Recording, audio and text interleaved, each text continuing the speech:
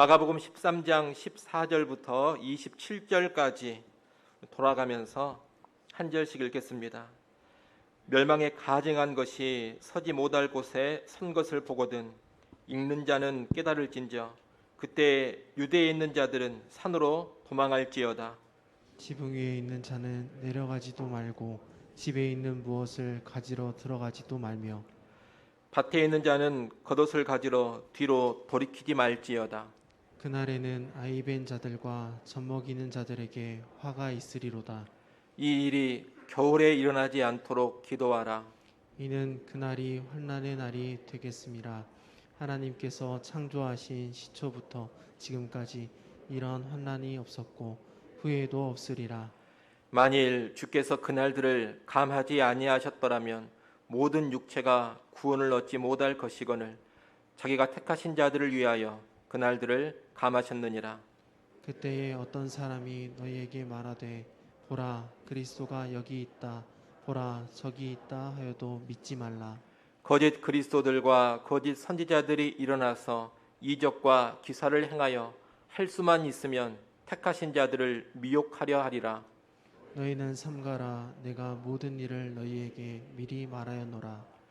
그때 그 환난 후 해가 어두워지며 달이 빛을 내지 아니하며 별들이 하늘에서 떨어지며 하늘에 있는 권능들이 흔들리리라. 그때 인자가 구름을 타고 큰 권능과 영광으로 오는 것을 사람들이 보리라. 또 그때에 그가 천사들을 보내어 자기가 택하신 자들을 땅 끝으로부터 하늘 끝까지 사방에서 모으리라. 아멘. 우리가 지금 보고 있는 마가복음 13장은 제자들의 질문에 예수님께서 답변하시는 내용이 쭉 나와 있습니다. 제자들의 질문은 무엇이었느냐? 예루살렘 성전이 멸망을 한다는데 언제 이 성전이 멸망을 하고 성전이 멸망을 할 때 어떤 징조들이 있겠느냐? 이런 질문이었습니다. 예수님께서 제자들의 이 질문에 답변을 하시는데 그 답변의 내용을 보면 예루살렘 성전의 멸망에 관한 내용과 더불어서 세상 끝날 종말에 관한 내용을 함께 알려주고 계십니다. 그것은 예루살렘 성전의 멸망이 하나님을 대적하고 하나님을 거역하는 타락한 세상 심판에 대한 전조, 예표가 되는 사건이기 때문입니다. 그래서 예수님은 성전의 멸망과 더불어서 세상 끝날에 있을 재림과 최후 심판에 관하여서 함께 말씀하고 계시는 겁니다. 지난주에는 예루살렘 성전의 멸망 전에 있게 될 네 가지 징조를 봤습니다. 첫째는 거짓 그리스도들이 등장한다는 겁니다. 둘째는 난리와 전쟁의 소문이 들려온다는 겁니다. 셋째는 지진과 기근입니다. 그리고 마지막 네 번째는 예수를 믿는 제자들이 박해를 당하고 박해 중에서도 그리스도의 복음은 널리 전파되어 간다는 겁니다. 실제로 AD 70년에 예루살렘 성전이 멸망하기 전에 방금 말씀드린 이런 징조들이 모두 다 나타났습니다. 그 징조 후에 예루살렘 성전이 멸망을 당했습니다. 하지만 이 징조들은 세상 끝날 예수님의 재림과 연관해서도 나타나는 징조들이라 그렇게 말씀을 드렸습니다. 예수 그리스도께서 재림하시기 전에도 방금 말씀드린 이런 네 가지 징조들이 나타나게 될 겁니다. 오늘 우리가 읽은 본문 역시 1차적으로 예루살렘 성전의 멸망과 연관된 말씀입니다. 지난주에 우리가 봤던 징조들은 성전 멸망 전에 나타날 징조이기는 합니다만 급박한 징조는 아닙니다. 그에 비해서 오늘 본문에서 예수님이 말씀하시는 징조는 멸망 직전에 나타나게 될 급박한 징조라 그렇게 말할 수가 있겠습니다. 사실 오늘 본문의 말씀은 그렇게 쉬운 말씀이 아닙니다. 학자들마다 오늘 본문의 구절들을 설명하는 것들이 다들 다릅니다. 또 구약의 말씀, 구약의 배경도 잘 알고 있어야 오늘 본문을 제대로 이해할 수가 있습니다. 쉽지 않은 본문의 말씀이지만 여러분이 잘 따라오시면서 오늘 본문에 대한 기본적인 이해를 잘 하셨으면 좋겠습니다. 오늘 본문에 보면 예수님은 성전이 파괴되기 직전에 몇 가지 일이 일어날 것이라고 알려주십니다. 먼저 14절에 보면 멸망에 가증한 것이 서지 못할 곳에 선다 하십니다. 멸망에 가증한 것이 서지 못할 곳에 선다는 것은 구약 성경 다니엘서에 언급된 내용입니다. 이것은 성전을 더럽히고 성전의 거룩을 크게 훼손한 사건을 의미합니다. 이것은 기원전 168년에 시리아의 안티오쿠스 왕이 이스라엘을 정복한 후에 벌어진 사건과 연관이 있습니다. 그때 이 시리아의 왕 안티오쿠스는 예루살렘 성전의 번제단 위에다가 헬라의 신인 제우스의 제단을 세웠습니다. 그리고 제우스의 제단을 위해서 유대인들이 가장 혐오하는 부정한 동물인 돼지를 잡아 돼지피를 뿌리면서 제우스에게 제사를 드렸습니다. 바로 그때 예루살렘 성전이 심각하게 더럽혀지고 성전의 거룩이 크게 훼손을 당한 겁니다. 예수님은 예루살렘 성전의 멸망이 있기 전에 그와 유사한 사건이 또다시 벌어질 것을 말씀하고 있는 겁니다. 예루살렘 성전이 파괴되기 전에 성전을 크게 더럽히는 사건이 발생한다는 겁니다. 그 사건이 바로 예루살렘 성전의 멸망이 임박했음을 알려주는 신호입니다. 구체적으로 이 사건이 무엇이냐에 대해서 학자들마다 설명이 좀 다르기는 합니다만, 예루살렘 멸망 직전에 열심당원들이 성전을 더럽힌 사건으로 보는 것이 가장 적절해 보입니다. 예루살렘 성전이 멸망하게 된 직접적인 계기가 뭐냐? AD 66년에 일어난 유대인들의 반란 사건입니다. 이 유대인들의 반란은 열심당원들의 주도로 이루어졌는데, 이 반란이 일어나는 시작 부분에 열심당원들이 예루살렘 성전에 난입해서 성전을 크게 훼손한 일이 있었습니다.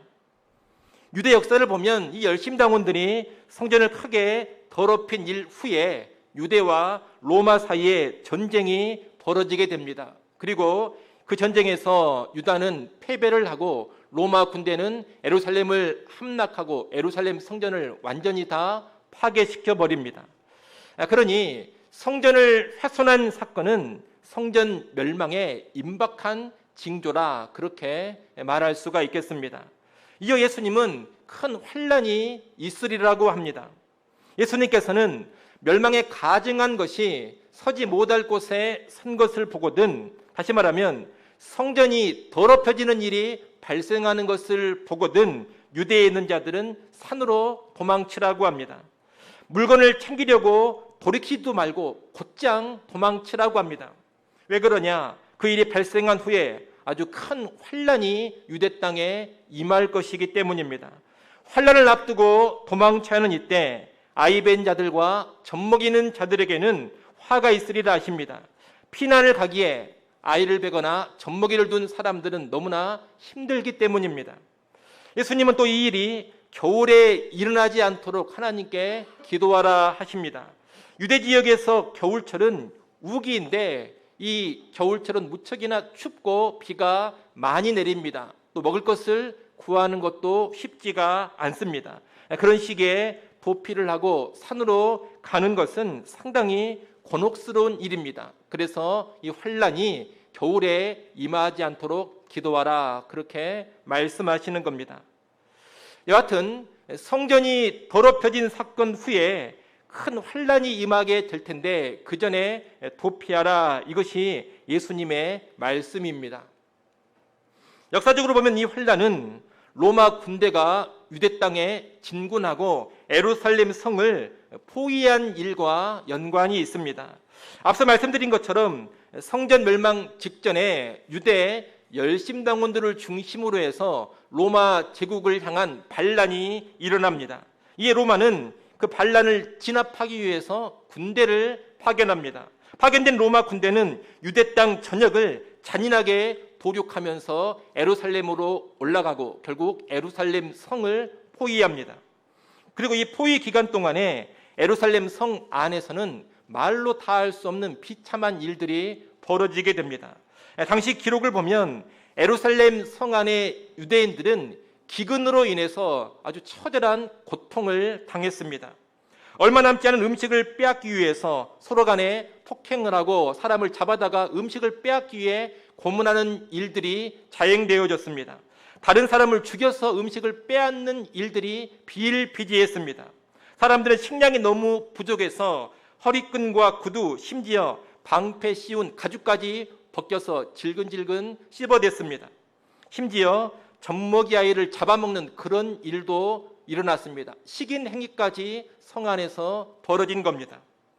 그런 비참함을 겪다가 예루살렘 성이 결국 함락하게 되는데, 이 포위 기간과 예루살렘 함락을 통해서 죽어나간 유대인이 대략 110만 명 정도입니다. 예수님께서는 이런 환난을 피해 산으로 미리 도망치라 말씀을 하신 겁니다. 역사의 기록에 따르면 유대 전쟁이 발발할 무렵에 예수님의 말씀을 기억한 그리스도인들은 유대 넘어 데가볼리 지역의 펠라로 피신해서 목숨을 부지했다고 합니다. 성전 멸망 직전에 발생할 또 하나의 일이 있습니다. 그것은 거짓 그리스도들과 거짓 선지자들이 등장해서 미혹을 한다는 겁니다. 21절, 22절이 그 내용입니다. 성전 멸망을 앞두고 유대 땅 전역이 전쟁의 소용돌이에 휩쓸리게 됩니다. 사람들은 불안해하고 혼란에 빠집니다. 이런 극심한 혼란이 벌어지는 시기에는 늘 내가 구원자다, 내가 선지자라고 주장하는 그런 사람들이 등장하기 마련입니다. 거짓 그리스도들이 이때 등장을 하는 겁니다. 그런데 거짓 그리스도들이 등장을 한다는 것은 우리가 지난 시간에 봤던 13장 6절에서도 언급된 일입니다. 그런데 오늘 본문의 이 거짓 그리스도와 거짓 선지자들은 그 강도가 더 셉니다. 이적과 기사를 행하는 특징이 있습니다. 아주 신기한 기적적인 행위들을 보여주면서 택하신 자들까지 미혹하는 것이 이 시기에 나타나는 거짓 그리스도, 거짓 선지자들의 특징입니다. 미혹의 강도가 훨씬 더 강력해진 겁니다. 예수님은 이런 자들에게 미혹당하지 말라고 또 주의를 주십니다. 이렇게 예수님께서는 연관되어 있는 세 가지를 말씀하시고 이런 일들이 벌어진 후에 성전 파괴가 있으리라고 알려주십니다. 24절, 25절 말씀을 여러분이 한번 읽어보십시오. 24절, 25절 읽습니다. 그때에 그 환난 후 해가 어두워지며 달이 빛을 내지 아니하며 별들이 하늘에서 떨어지며 하늘에 있는 권능들이 흔들리리라. 아멘. 우리가 이 말씀을 문자 그대로 자연과 천체에 큰 격변이 일어나는 것으로만 이해할 것은 아닙니다. 실제로 해와 달이 빛을 상실해서 어두워져 버리고 실제로 하늘의 별들이 막 떨어져 내리고 천체가 흔들리는 그런 일로만 볼 것은 아니라는 겁니다. 이 표현은 구약 성경에 자주 언급되는 표현입니다. 이 표현은 구약 성경에서 한 나라의 멸망이나 제국의 멸망을 말할 때 사용하는 표현입니다. 다시 말하면 아주 충격적인 사건이 벌어질 때 이런 표현을 사용한다는 겁니다. 이사야서 말씀을 한번 보겠습니다. 이사야 13장 10절 말씀을 우리가 한번 보겠습니다. 이사야 13장 10절 말씀 여러분이 한번 읽어보십시오. 읽습니다. 하늘의 별들과 별 무리가 그 빛을 내지 아니하며 해가 돋아도 어두우며 달이 그 빛을 비추지 아니할 것이로다. 아멘. 이어서 이사야 13장 13절 말씀도 한번 보십시오. 13절 말씀도 여러분이 읽습니다. 그러므로 나 만군의 여호와가 분하여 맹렬히 노하는 날에 하늘을 진동시키며 땅을 흔들어 그 자리에서 떠나게 하리니. 아멘. 여러분 이사야 13장은 어떤 내용을 말하고 있느냐? 바벨론 제국의 멸망에 관한 내용을 말하고 있습니다. 결코 무너질 것 같지 않았던 바벨론 제국이 하나님의 심판을 받아 멸망을 당한다는 겁니다. 그 충격적인 제국의 멸망을 어떤 식으로 표현하고 있느냐? 해와 달과 별이 빛을 내지 않는다. 하늘과 땅이 흔들리며 그 자리를 떠난다. 이렇게 묘사를 하고 있는 겁니다. 마찬가지로 하나님의 진노의 심판으로 예루살렘이 멸망하고 성전이 파괴되는 사건은 유대인들에게 실로 충격적인 일입니다. 예수님은 그 충격적인 사건을 구약의 표현을 빌려서 말씀하고 계시는 겁니다. 그래서 이 24절, 25절 말씀은 일단 예루살렘 성전의 멸망으로 봐야 합니다. 이 성전의 멸망은 하나님을 떠난 예루살렘과 성전에 대한 심판입니다. 이 심판을 통해서 예수님은 자신의 왕권을 드러내시고 자기가 진정한 그리스도라는 것을 분명히 나타내십니다. 이어지는 26절, 27절이 바로 그런 내용입니다. 26절, 27절 말씀도 여러분이 한번 읽어보십시오. 26절, 27절 읽습니다. 그때에 인자가 구름을 타고 큰 권능과 영광으로 오는 것을 사람들이 보리라. 또 그때에 그가 천사들을 보내어 자기가 택하신 자들을 땅 끝으로부터 하늘 끝까지 사방에서 모으리라. 우리가 이 말씀을 바로 재림으로 많이 생각하고 이해를 합니다. 재림과 전혀 상관없는 말씀은 아닙니다만 일단 재림에 앞서서 예루살렘 성전의 멸망과 연관시켜 이 말씀을 이해하는 것이 필요합니다. 예수님이 지금 하시는 이 말씀은 구약 성경 다니엘서 7장 13절, 14절 말씀을 인용하고 있는 겁니다. 우리 다니엘서 말씀도 한번 보겠습니다. 다니엘서 7장 13절, 14절입니다. 우리 같이 한번 읽어보겠습니다. 함께 읽습니다. 내가 또 밤 한상 중에 보니 인자 같은 이가 하늘 구름을 타고 와서 옛적부터 항상 계신 이에게 나아가 그 앞으로 인도되매 그에게 군세와 영광과 나라를 주고 모든 백성과 나라들과 다른 언어를 말하는 모든 자들이 그를 섬기게 하였으니 그의 권세는 소멸되지 아니하는 영원한 권세요 그의 나라는 멸망하지 아니할 것이니라. 아멘. 여러분, 이 다니엘서 말씀에서 13절에 인자 같은 이가 나오는데 이 인자 같은 이가 메시아입니다. 하늘 구름을 타고 온다 했습니다. 하늘 구름을 타고 온다는 것은 신성을 의미합니다. 옛적부터 항상 계신 이는 성부 하나님이십니다. 성부 하나님께서 신성을 지니신 메시아에게 영원한 권세와 영원한 영광과 나라를 주고 모든 백성, 모든 족속이 그 메시아를 섬기게 한다. 여러분, 이것이 다니엘서 7장 13절, 14절 말씀입니다.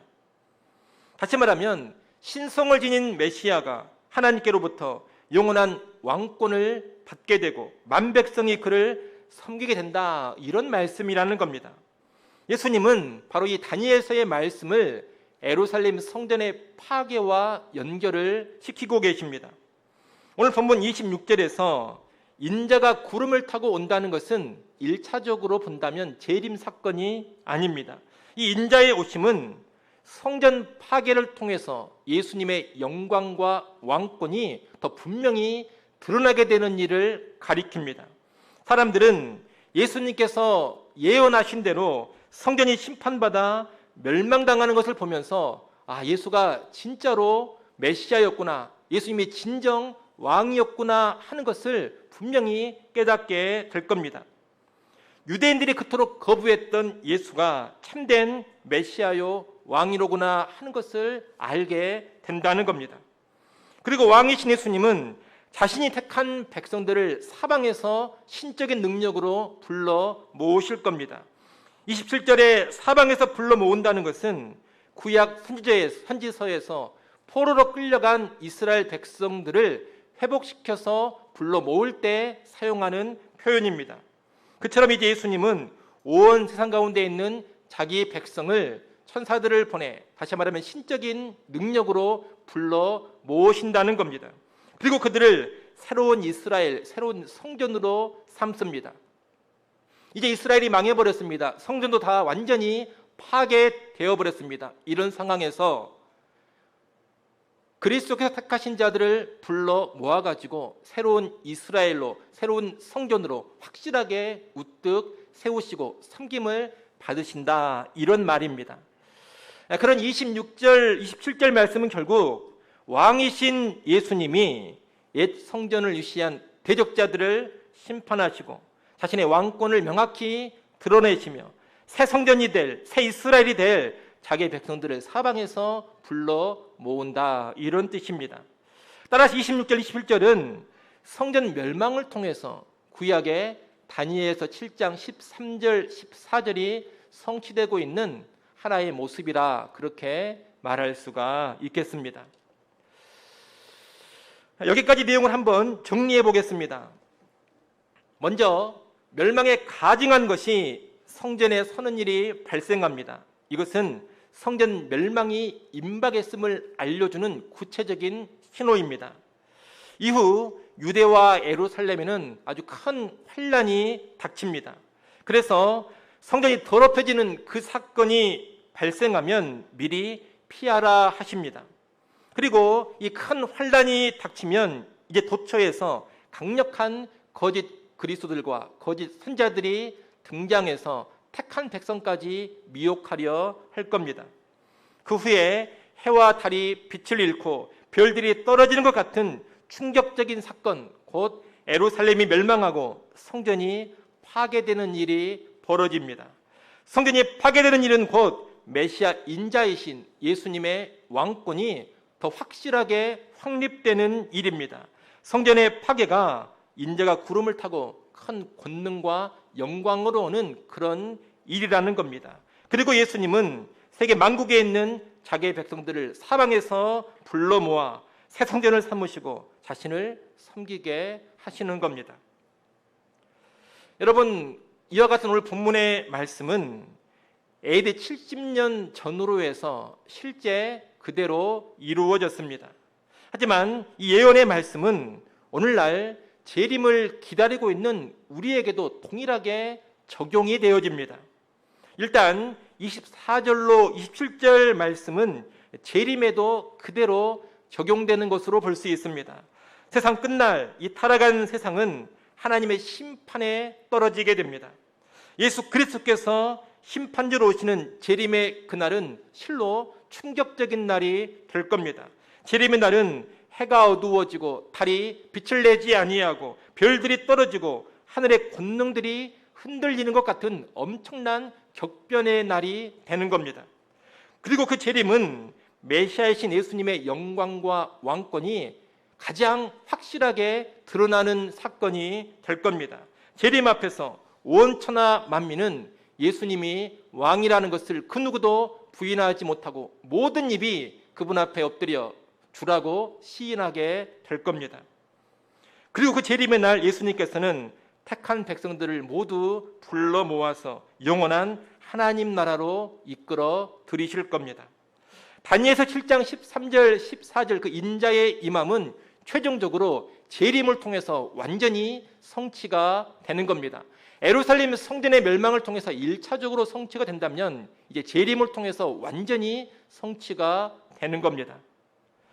여러분, 인자가 임함으로 예루살렘 성전이 멸망했던 것처럼 이제 재림으로 타락한 세상이 멸망하는 그날이 반드시 오게 됩니다.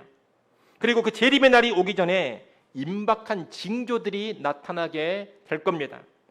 우리가 지난주에 봤던 거짓 그리스도들의 등장, 전쟁과 난리의 소문들, 지진과 기근, 교회에 대한 박해와 복음의 확장은 재림의 징조이긴 하지만 임박한 징조는 아닙니다. 그것들은 끝날 재림을 향해 나아가는 신호탄입니다. 하지만 이제 재림이 임박해지면 멸망에 가증한 것이 거룩한 곳에 서게 되고 큰 환란이 있게 되고 강력한 거짓 그리스도 선지자들이 등장하게 될 겁니다. 재림 직전에 이런 일들이 나타납니다. 멸망에 가증한 것이 성전에 서는 것처럼 재림 직전에도 교회의 거룩이 심각하게 훼손당하는 일이 일어나게 될 겁니다. 교회는 이제껏 경험해보지 못한 큰 환란을 겪게 될 겁니다. 그리고 강력한 미혹자들이 등장하게 될 겁니다. 재림 직전에 나타나는 이런 일들을 다시 잘 설명해 주는 말씀이 데살로니가후서 2장입니다. 데살로니가후서 2장 말씀을 우리가 한번 보는데 데살로니가후서 2장 우리 3절 4절 말씀 여러분이 한번 읽어보십시오. 데살로니가후서 2장 3절 4절 읽습니다. 누가 어떻게 하여도 너희가 미혹되지 말라. 먼저 배교하는 일이 있고 저 불법의 사람 곧 멸망의 아들이 나타나기 전에는 그날이 이르지 아니하리니 그는 대적하는 자라 신이라고 불리는 모든 것과 숭배함을 받는 것에 대항하여 그 위에 자기를 높이고 하나님의 성전에 앉아 자기를 하나님이라고 세우느니라. 아멘. 여기 보면 재림이 임박할 때 하나는 징조를 사도 바울이 말하고 있습니다. 그 징조가 있기 전까지는 누가 뭐라고 해도 재림이 임박한 것이 아니다, 그렇게 말합니다. 그러면 그 임박한 징조는 무엇입니까? 교회의 배교와 스스로를 하나님이라고 내세우는 불법의 아들, 다시 말하면 적그리스도의 등장입니다. 이 징조는 마가복음 13장에서 말하는 멸망에 가증한 것이 거룩한 곳에 서게 되는 것과 같은 맥락입니다. 재림 직전에 교회는 아주 큰 배교를 하게 됩니다. 기독교 신앙의 근본이 뽑혀버리고 이단적 사상이 교회 안에 들어와서 교회를 장악하게 됩니다. 더 이상 하나님을 모시고 예수를 섬기는 교회가 아니라 온갖 잡다한 것들을 섬기는 그런 교회가 되어서 거룩이 크게 손상되는 겁니다. 그런 배교의 분위기 가운데 적그리스도가 등장해서 자기를 그리스도 또는 하나님이라고 칭합니다. 배교한 교회는 그 적그리스도를 떠받들게 될 것이고 온 세상도 그를 우러르며 떠받들게 될 겁니다. 특히나 이 적그리스도, 거짓 그리스도는 아주 강력한 능력을 나타냅니다. 데살로니가후서 2장 9절 10절 말씀도 여러분이 한번 보십시오. 데살로니가후서 2장 9절 10절 읽습니다. 악한 자의 나타남은 사탄의 활동을 따라 모든 능력과 표적과 거짓 기적과 불의의 모든 속임으로 멸망하는 자들에게 있으리니 이는 그들이 진리의 사랑을 받지 아니하여 구원함을 받지 못함이라. 아멘.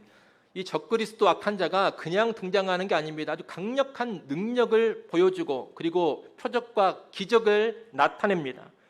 그래서 수많은 사람들이 쉽게 미혹을 당한다는 겁니다. 이런 상황에서 참 교회는 아주 극심한 박해를 겪게 됩니다. 참 교회는 배교를 하지 않습니다. 그리고 적그리스도를 숭배하지 않습니다. 그러니 이 참 교회에 대한 큰 핍박이 임하고 큰 환난을 겪게 되는 겁니다. 재림 직전에 있을 이 박해, 재림 직전에 교회가 겪을 이 환난은 역사상 전무후무한 것입니다. 실로 대환난이 교회에 닥치는 겁니다. 하지만 큰 환난이 오더라도 하나님께서 택한 백성을 지키시고 돌보십니다. 오늘 본문 20절에도 보면 성전 파괴 전에도 큰 환난에서 하나님이 택한 백성을 위하여 일해 주신다, 그렇게 말하고 있습니다. 그러니 재림 직전의 대환난에서도 하나님은 택한 백성을 지켜주시고 돌보아 주십니다. 환난이 교회를 피해가는 것은 아닙니다. 하지만 환난 속에서도 하나님이 참된 교회를 능히 지켜주시고 보호해 주신다는 겁니다. 그리고 영광스러운 구원의 완성으로 반드시 이끌어 가실 겁니다. 여러분, 이렇게 우리가 방금 봤던 데살로니가후서 2장이나 또 오늘 본문의 말씀은 재림 직전에 나타날 일을 비슷하게 알려주고 있습니다. 재림 직전에 교회의 배교와 같이 거룩을 크게 훼손하는 일이 있을 겁니다. 강력한 거짓 그리스도, 적그리스도가 등장을 할 겁니다. 그리고 큰 환난이 있을 겁니다. 이것이 재림의 임박한 징조입니다. 이 징조들 가운데 오늘날 우리가 특별히 주목해서 봐야 할 것이 있는데 그것은 교회의 배교입니다. 아직까지 강력한 적그리스도의 등장은 보이지 않습니다. 또 대환난도 아직 보이지는 않습니다. 그러나 교회의 배교는 심상치가 않습니다. 현재 전 세계의 교회 상황이 전면적으로 배교했다 이렇게 말할 수는 없습니다만 커다란 배교의 흐름에 들어간 것은 분명해 보입니다. 전 세계적인 배교의 추세를 잘 보여주는 것이 세계 교회 협의회 한마디로 WCC라고 하는 단체입니다. 이 세계교회협의회 WCC는 전 세계 교회의 80%가 가입되어 있는 단체입니다. 흔히 세계교회의 유엔이다 이렇게 불리웁니다. 이 단체에 가입되어 있는 교회들이 다 문제가 있고 배교한 교회다 그렇게 말할 수는 없습니다. 하지만 이 단체의 방향성이 결코 바람직하지 않습니다. 대단히 의심스럽습니다. 이 WCC는 명백히 종교다원주의를 표방합니다. 예수 그리스도만이 유일한 구원의 길이다 이 이야기를 하지 않는다는 겁니다. 오히려 이 WCC는 뭐라고 주장하느냐, 예수 그리스도 아니고서도 얼마든지 다른 경로를 통해 구원받을 수 있다 그렇게 주장하고 가르칩니다. 예수가 아니라 석가모니를 믿어도 구원받을 수가 있고, 공자를 믿어도 구원받을 수가 있고, 무당을 따라도 구원받을 수 있다는 겁니다. 오늘날 목사인데 절에 가서 강론을 하고 또 스님을 교회로 불러다가 예배 시간에 강론을 시키는 그런 교회들이 있습니다. 이런 교회들은 모두 다 WCC 소속입니다. 또 동성애를 지지하고 동성애자나 성전환자에게까지 목사 안수를 줘서 예배를 인도하게 하는 교회들도 다 WCC 소속입니다. 이 WCC는 또 개종 전도를 금지합니다. 개종 전도라는 것은 뭐냐? 다른 종교를 믿는 사람을 향해서 이제 그 종교를 그만 믿고 기독교를 믿으십시오, 예수를 믿으십시오 이렇게 전도하는 것이 개종 전도입니다. 예컨대 불교를 믿는 사람에게 이제 불교 그만 믿으시고 예수를 믿으십시오 이런 전도가 개종 전도입니다. 믿고 있는 종교를 바꾸게 하는 그런 전도인 겁니다. 그런데 WCC는 이런 개종 전도를 금지합니다. 왜 다른 종교를 잘 믿고 있는 사람한테 가가지고 종교를 바꾸라고 요구하느냐? 그런 것은 바람직하지 않다. 왜 굳이 기독교를 믿으라고 하느냐? 자기 종교 그대로 잘 믿게 내버려 둬라 이렇게 말하는 겁니다.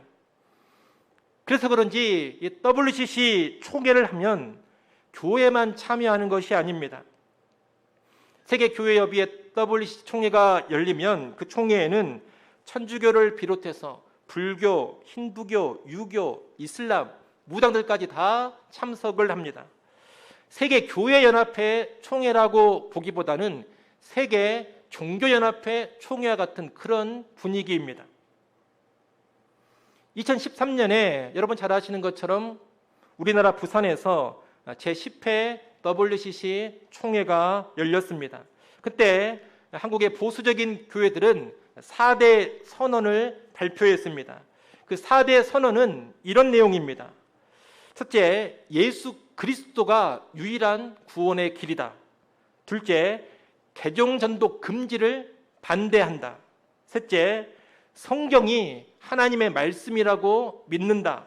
넷째, 공산주의나 인본주의를 거부한다. 이 네 가지가 그때 보수 교단의 교회들이 발표한 4대 선언입니다. 여러분 방금 말씀드린 네 가지가 기독교인으로서 무슨 문제되는 것들이 있습니까? 그리스도인으로서 전혀 문제될 것 없는 그런 내용들입니다.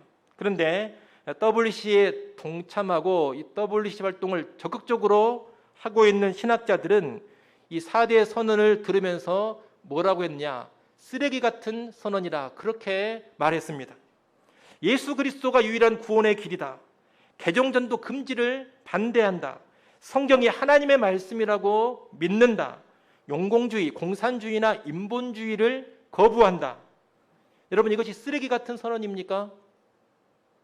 이런 선언을 쓰레기라고 과감하게 말한다면 과연 진짜 그리스도인, 진짜 교회라고 말할 수가 있겠습니까? 그런데 WCC는 그런 방향으로 나가고 있다는 겁니다.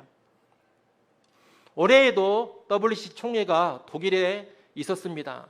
지난 8월 말부터 9월 초까지 제11회 총회가 독일에서 열렸습니다.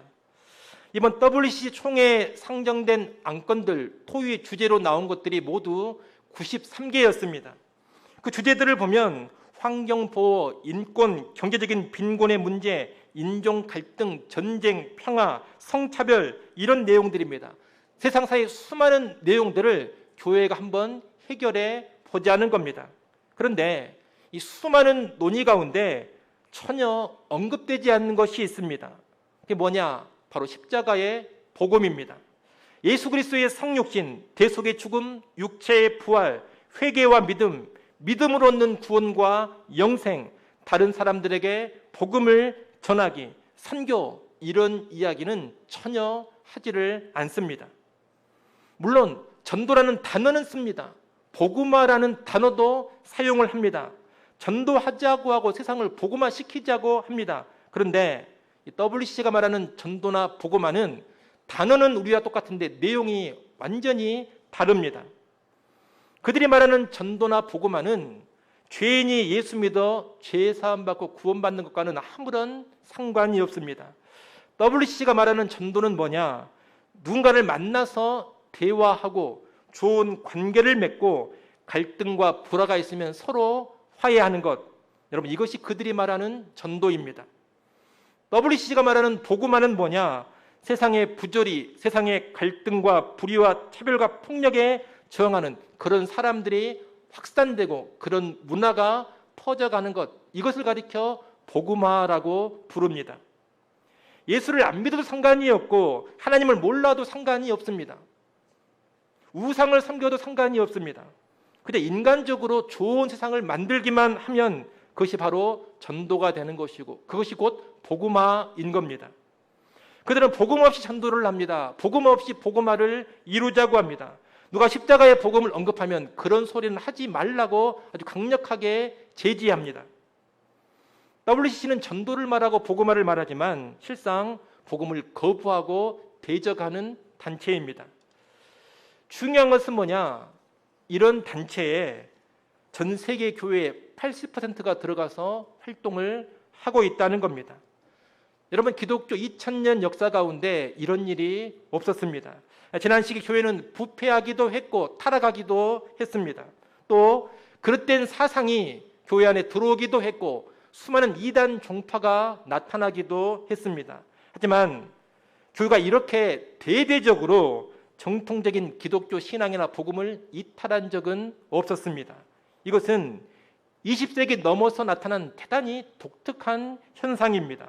그리고 이것이 점점 더 강화되고 있습니다. 그래서 이 배교의 현상을 주목하라는 겁니다. 여러분, 전 교회적인 배교는 재림 직전에 아주 중요한 징조입니다. 그 배교의 터 위에서 강력한 적그리스도가 등장을 하는 것이고 참 교회에 대한 대대적인 환란이 시작되는 겁니다. 그런 여러분, 이 시대의 흐름을 잘 보시기를 바랍니다. 역사는 종말을 향해서 재림을 향해서 계속 나아가고 있습니다. 끝날 재림의 징조들이 나타나고 있고 임박한 징조도 희미하게나마 보이고 있습니다. 특히 전 세계적인 배교와 전 세계적인 복음의 배격이 강력하게 나타나고 있다는 것에 주목해야 됩니다. 이런 시대에 우리가 더 깨어 있어야 합니다. 자신의 신앙을 잘 점검하고 살펴야 합니다. 재림 앞에서 십자가의 복음을 다시금 붙잡아야 되고 정통적인 바른 믿음, 바른 신앙 안에 거할 수 있어야 합니다. 아무쪼록 우리가 살아가는 이 시대가 점점 마지막 때를 향하여 가고 있음을 꼭 인식하시고 바른 복음 붙잡고 바른 신앙 안에 거하는 우리 모두가 될 수 있기를 간절히 소원합니다. 기도하겠습니다. 하나님 아버지, 마지막 때를 살아가고 있습니다. 역사가 종말을 향하여 재림을 향하여 가고 있음을 알고 시대를 잘 분별하게 하여 주시옵소서. 끝날 재림의 징조들 앞에 깨어있게 하여 주시옵소서. 특히 전 세계적인 교회의 배교 분위기가 점점 조성되어 가고 있음을 알고 더욱 깨어서 십자가의 복음 안에 바른 신앙 안에 거하는 성도들 되게 하여 주옵소서. 예수님의 이름으로 기도드리옵나이다. 아멘.